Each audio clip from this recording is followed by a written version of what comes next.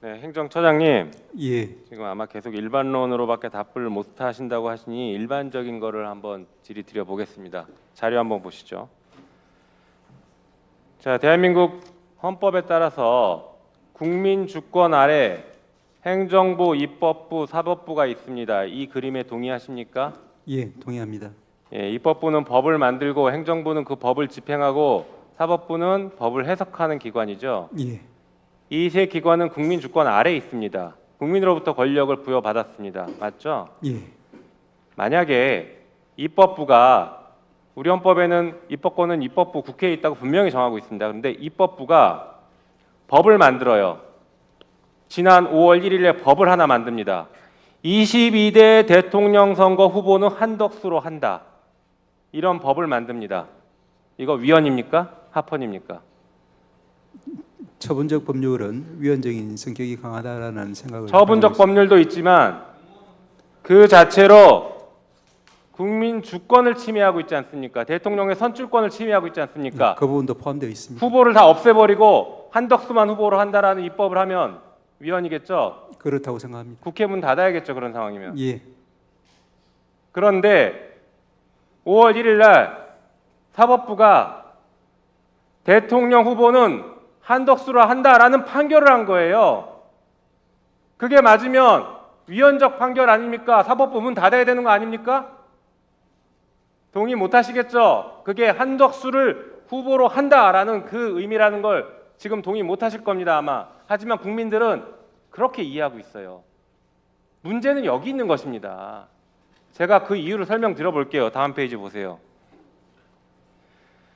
5월 1일 전화번호 합의체 판결은 두 가지 의미가 있어요. 첫 번째는 후보를 교체하려는 의도가 있었고, 두 번째는 실질적으로 민주당의 후보를 못 내게 하는 그런 효과를 내는 것입니다. 한번 볼까요?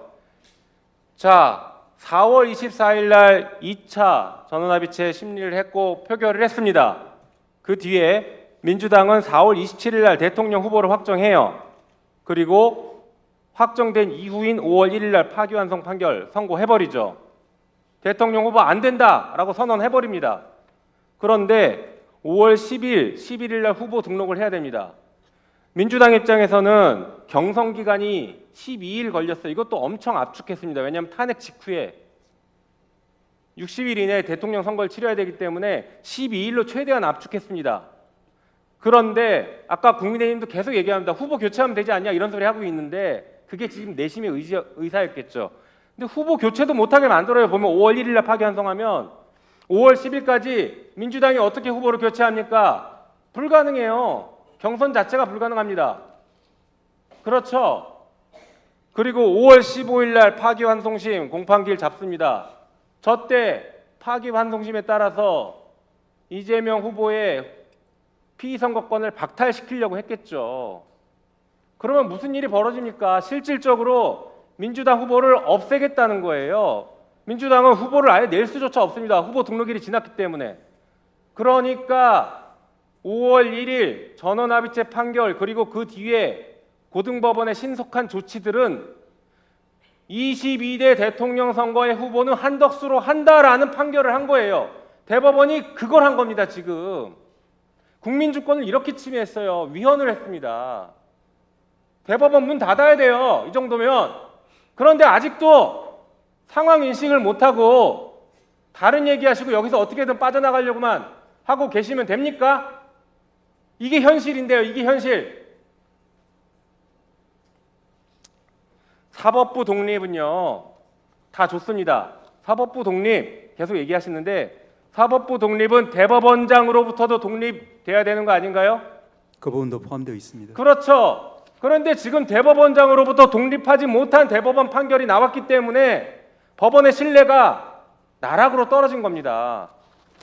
그리고 대통령 후보를 한덕수로 만들겠다라고 선언했다라고 국민들이 평가를 지금도 하고 있고요. 여전히 그 의혹은 단 하나도 해소하지 못하고 있습니다. 대법원이 직접 스스로 해소해야 되는데 그걸 하나도 해소하지 못하고 있어요.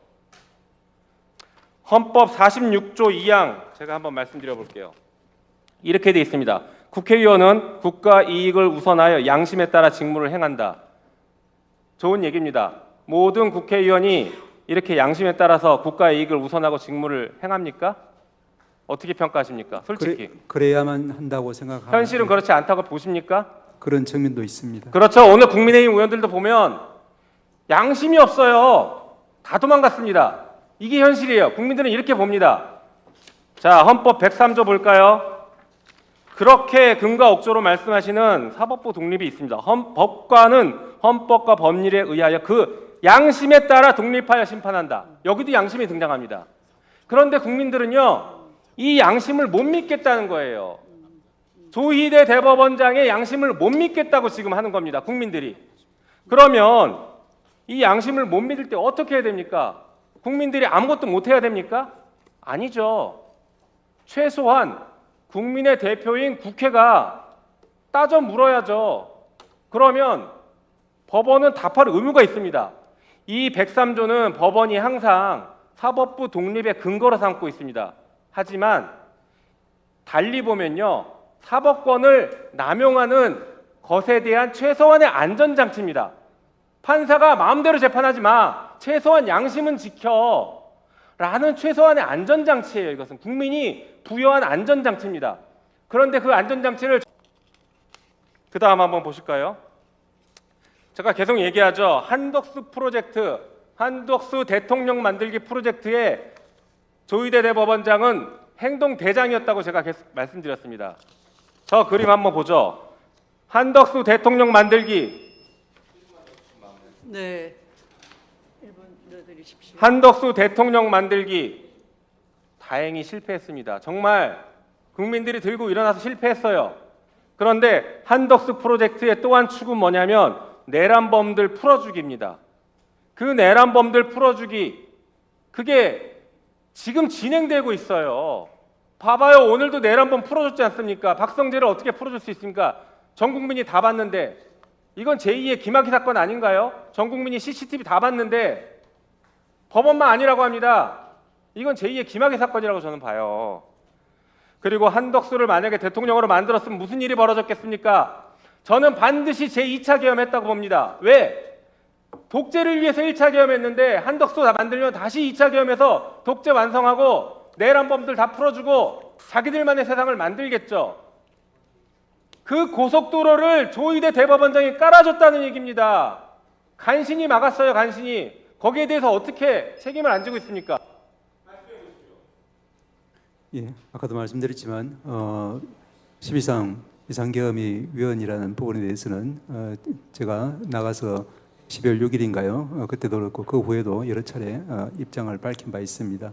잘못된 비상계엄이었으면 헌재가 나중에 인정해 줬습니다. 남의 잘못을 비판하지 마시고 5월 1일 조희대 대법원장의 판결에 대해서 자기 성찰을 하시라는 주문입니다.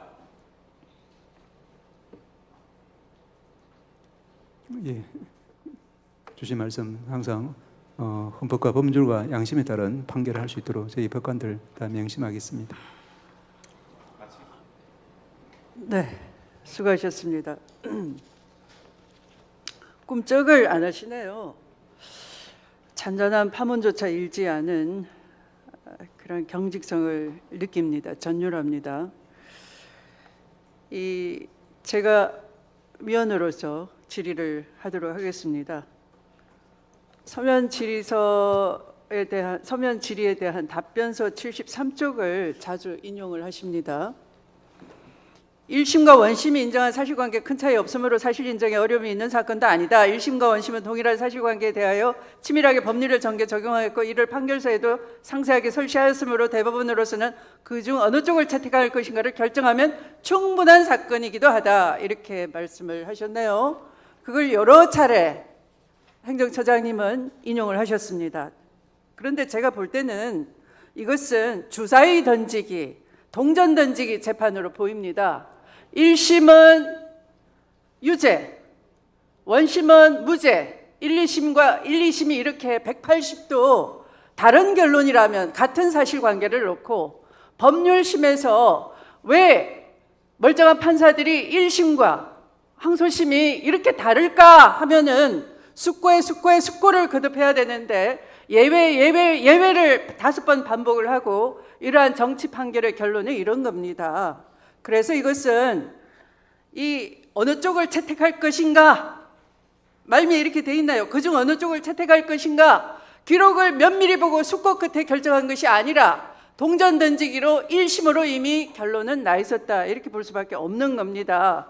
그것은 바로 여러 위원들이 지적한 바처럼 형사사건이 아직 전자화되지 않은 관계로 이 스캔이 된 공판 조서 등 그런 기록만 봤다. 그러니까 증거를 보지 않으셨다. 심지어 가장 핵심 증거라 할 수 있는 사진을 조작했다라는 피고인의 말을 거꾸로 뒤집어서 일반인의 인식에 그릇된 영향을 미치는 허위 사실을 유포했다라는 유죄의 판단 근거로 하면서 그 사진이 담겨져 있는 증거 기록조차 보지 않았다를 추정케 하는 겁니다. 그래서 여기 어느 쪽을 채택할 것인가를 결정하면 충분한 사건이다 라는 것은 그대로 돌려드린다면 어느 쪽을 채택할 것인가, 우리는 동전 던지기를 했다. 그래서 1심이 정답이다 라는 거에 따라서 1심을 따라갔다라고 밖에 읽히지가 않은 것입니다. 저는 왜 시계를 안 잽니까? 자, 두 번째, 5월 1일은 대선 직전에 빨리 국민의 올바른 선택을 드리기 위해서 신속한 재판에 목숨을 걸었다라고 대법원장은 중계방송을 통해서 판결을 중계했습니다. 역시 그대로 법원 행정처장님 국회의 수많은 답변 촉구에도 불구하고 태연하게 그렇게 비슷하게 말씀을 하십니다. 그런데 대법원은 신속한 판결 이후 보충 의견을 인용하면서 대선 후보 등록 임박 등을 근거로 들었습니다만 바로 이 말 때문에 이 자체가 선거 일정이 재판 시점 결정에 크게 영향을 미쳤다, 이런 의미가 돼버리는 겁니다. 그래서 헌법상 사법의 정치적 중립을 스스로 훼손해 버렸다라는 것을 자백한 것입니다. 세 번째는 전원합의체가 원칙이라고 우리 행정처장님은 거듭 해명을 하시는데 사실과 다르지 않습니까? 대법원의 전원합의체 심리가 원칙이라고 하시지만 대법원이 제출한 통계에 따르면 형사 전원합의체 선고 건수는 최근 5년간 31건 수준에 불과합니다.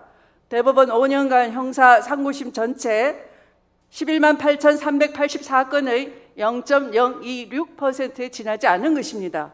전합의 원칙이라는 말과 통계가 서로 모순되는 것입니다. 그래서 그 특이성, 이 사건만 예외로 다룬 것에 대해서 묻는 것인데, 이 전원합의체가 원칙이라는 이 말을 통해서 대법원장은 사법부 독립이라는 것을 방패로 무한 권한은 있는데 무한 책임은 없다, 책임은 1도 없다, 책임은 제로다, 그런 말씀과 똑같은 겁니다. 이 민주주의 국가에서 국민 주권 국가에서 권한이 있는데 책임은 없는 공직자가 있을 수가 없는 것입니다.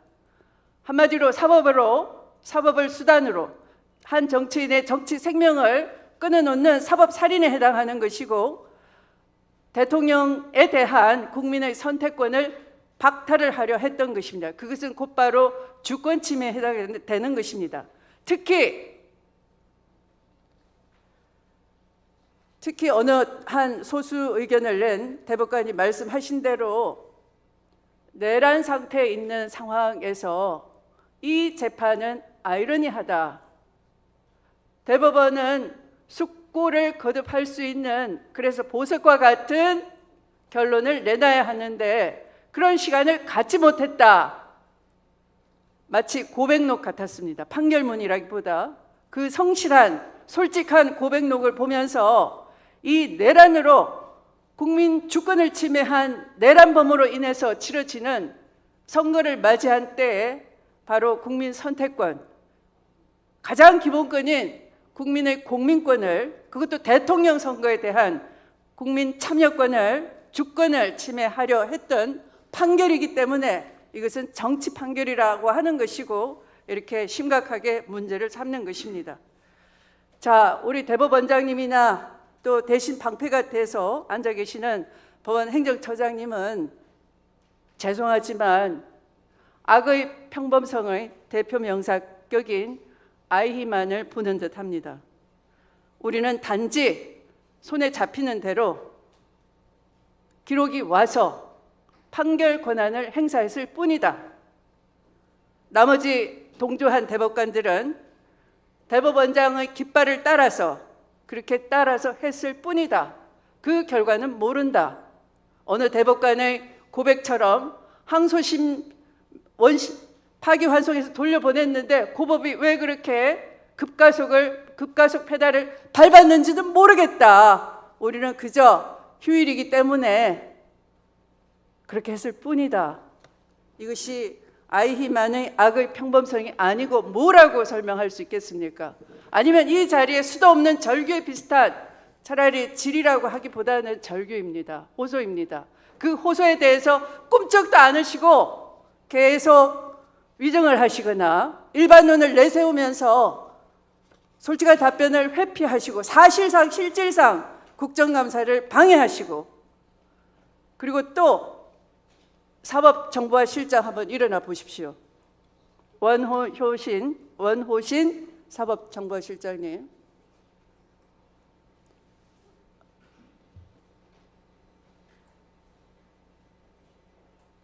국회 법제사법위원회에서 검찰개혁 입법청문회를 하는 날이 있었습니다. 책임져야 할 날조 수사, 조작 은폐 수사, 축소 수사를 한 검사는 마이크를 하늘로 세운 채 고개를 빳빳이 들고 위증을 하기에 바빴습니다. 대신 압수계 직원이 나와서 거짓말을 하기에 바빴는데 사전에 답변 훈련을 다 해왔습니다. 쪽지도 등장했습니다. 그 쪽지에 아주 희한한 문구가 있었습니다. 남들 다 그렇게 해. 비읍시었더라. 그런 메모가 있더군요. 그와 비슷하게 국회가 자료 요구를 했더니 이 대법원에서 기록 하나도, 종이 한 장도 철저해야 될 대법원에서 사건 기록 인수 인계부를 작성하면서 이미 기록은 위에 있습니다. 이렇게 가피를 하고 이것을 믿으라고 하고 있습니다. 이것은 마치 전원합의체 판결에서 기록 열심히 다 보고 심사숙고했고 정밀하게 보고 판사 생활을 쭉 해서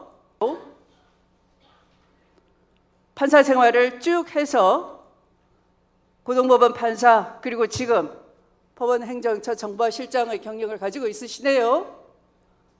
지금 그 수준이 메모 보고 남들 다 그렇게 비읍시었더라 하는 검찰 직원처럼 수준이 그렇습니까? 뭐 때문에 자주 쪽지를 전달받으면서 답변을 제대로 못하는 겁니까?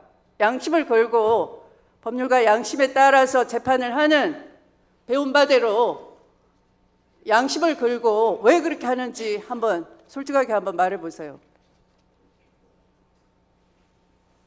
제가 답변을 하면서 위원님들께서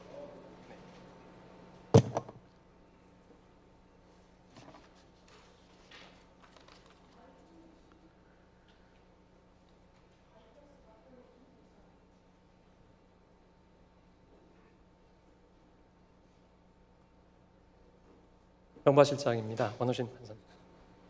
답변을 하면서 의원님들 질의에 집중하기 위해서 출력을 부탁했습니다. 메모를 받은 건 아니고요. 대법원 전원합의체의 심리 절차에 관한 내규, 대법원 사건의 배당에 관한 내규, 이렇게 두 가지를 받아서 읽어보라고 받은 것이지 어떤 메모를 받거나 소신과 달리 답변한 것은 아니라는 점을 이해해 주셨으면 고맙겠습니다.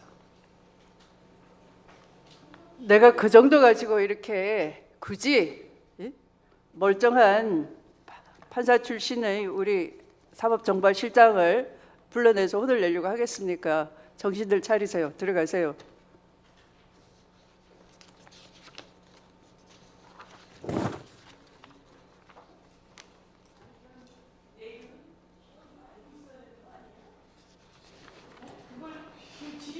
아니 예규대로 안 하니까 필요가 없는 거죠.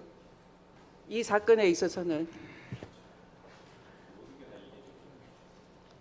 네, 제가 드린 말씀에 대해서는 답변이 필요가 없겠습니다. 변명으로 일관할 것이 뻔하기 때문에.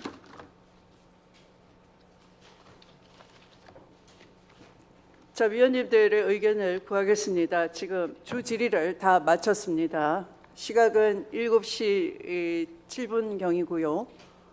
조금 더 보충 질의를 하시고 마무리할까요? 아니면 일단 마무리 석식을 하시고 다시 보충 질의에 들어갈까요?